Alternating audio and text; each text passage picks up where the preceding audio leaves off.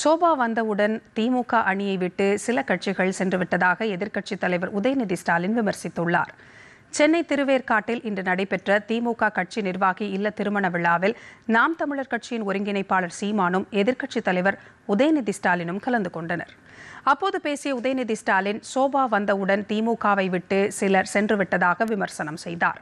இஸ்லாமியர்களுக்கும் திமுகவிற்குமான உறவை யாராலும் பிரிக்க முடியாது என்றும் தற்போதைய அரசியல் பேரிடரிலிருந்து தமிழ்நாட்டை திமுக தலைவர் நிச்சயம் மீட்டெடுப்பார் என்றும் அவர் குறிப்பிட்டார்.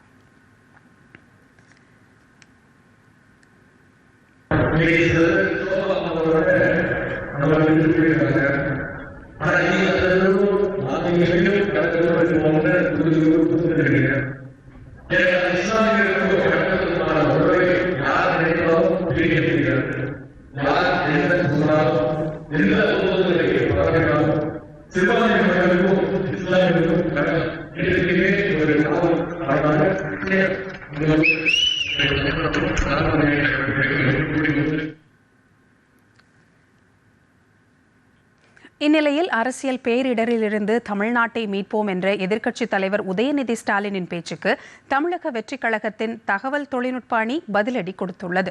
அந்த அணி வெளியிட்டுள்ள சமூக வலைதள பதிவில், அண்ணா உருவாக்கிய கட்சியை ஒரு குடும்பம் மட்டுமே கைப்பற்றியதும் திமுகவின் ஊழல் ஆட்சி முறையும் தான் தமிழகத்தின் உண்மையான பேரிடர் காலம் என்று பதிவிட்டுள்ளது. மேலும் லஞ்சமற்ற ஆட்சியை நோக்கி வரும் தங்களது கட்சித் தலைவரின் வருகைதான் திமுகவிற்கான உண்மையான அரசியல் பேரிடர் என்றும் திமுக முன்னாள் அமைச்சர்கள் மீதான சட்ட நடவடிக்கைகளால் அக்குடும்பமே திணறி வருவதாகவும் குறிப்பிட்டு திமுகவிற்கு இது பேரிடர் காலம் என்ற உண்மையை ஒப்புக்கொண்ட உதயநிதிக்கு வாழ்த்துக்கள் என விமர்சித்துள்ளது.